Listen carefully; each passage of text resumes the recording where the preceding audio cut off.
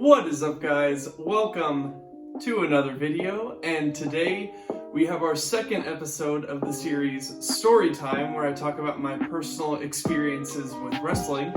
And today we're going to talk about my experience in the WWE Thunderdome, which surprisingly I hadn't visited yet. I hadn't partaken in that experience, but I had a really great experience. So I'm just here to talk about my experience with the WWE Thunderdome, how I got registered, everything leading up to it, and yeah, just if you guys are thinking about doing it, just give you an idea of what it's like.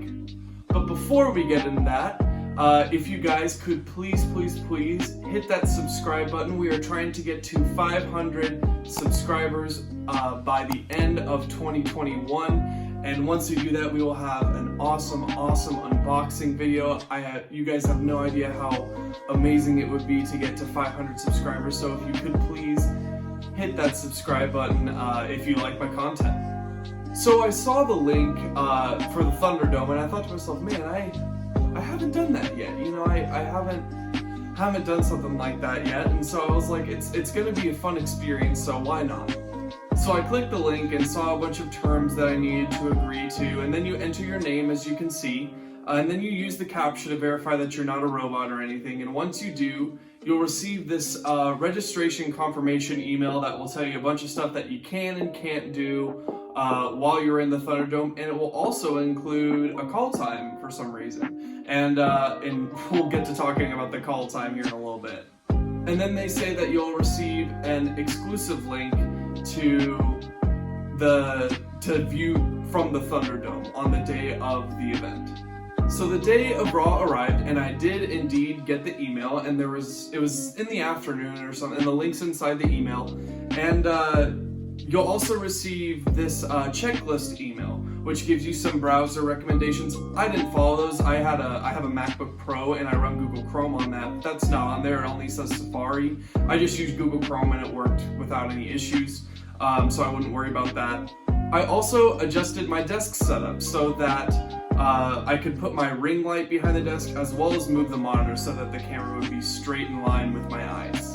Before I got in though, I turned on my camera just to see what I look like, because I figured that WWE will probably want to put the better shots of their fans in the first couple rows. So I opened up Zoom, just turned on the camera and took a look at, was the lighting pretty good?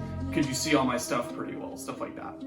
So then I got back to the email link and I clicked that, and you enter this room where it says it's checking availability, and then it says click here to enter the room. Make sure if you're on a Mac that you are allowing whatever browser you're using to have access to the microphone and the camera and all that. And yeah, and then one last time you'll get to check your camera to make sure it looks good and that your face is how you want it to look once you get on. And finally, you're in the waiting room, and I'll show you what that looks like right now. And I logged in 1 hour before the show started to make sure I got a good seat. I totally ignored the call time. It said like 9:30 Eastern or something like that. I just logged in at, I believe it was 7 Eastern. So I waited, I had to wait for about 30 minutes until the beginning of the first match started in main event. And before I get into this next part, there will be spoilers for this Thursday's episode of WWE Main Event. So if you want to skip those, I will put the time code that you need to skip to avoid the spoilers.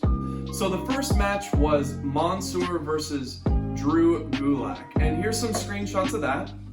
I was so happy to see that I was in the front row. I was front and center right behind the ring. During these matches and entrances, though, there's a hype man who basically tells you he's like, big boos for this guy, or big cheers for this guy, and chant this for us. And unless, of course, you are a fan of that superstar who's supposed to be a heel, then in that case you can cheer for him. The second match was Jackson Ryker and Elias versus Akira Tozawa and Humberto Carillo, and here's some screenshots of that.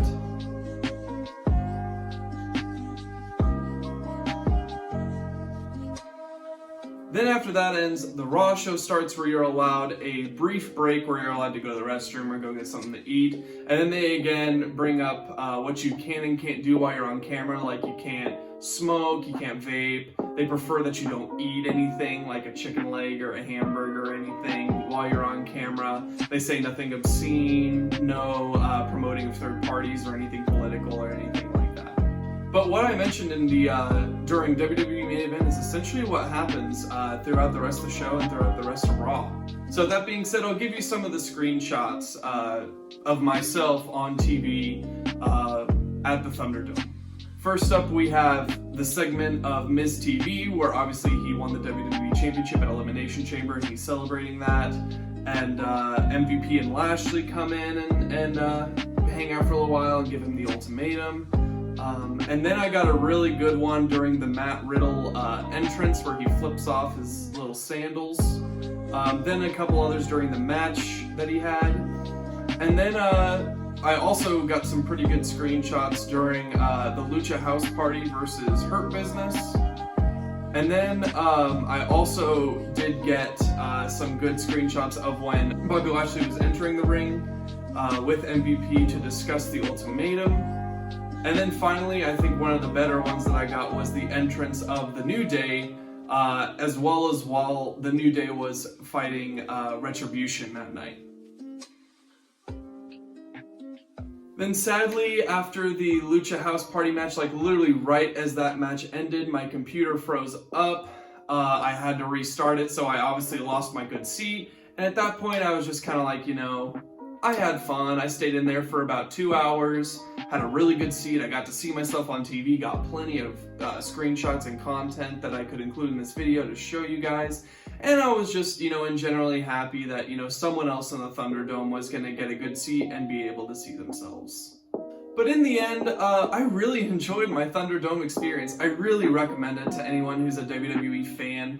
And it was super easy. If you're energetic and you're booing or cheering, or you just show that there's some energy on your face, they will definitely give you a good seat. As long as you get there early, make sure to disregard that call time completely.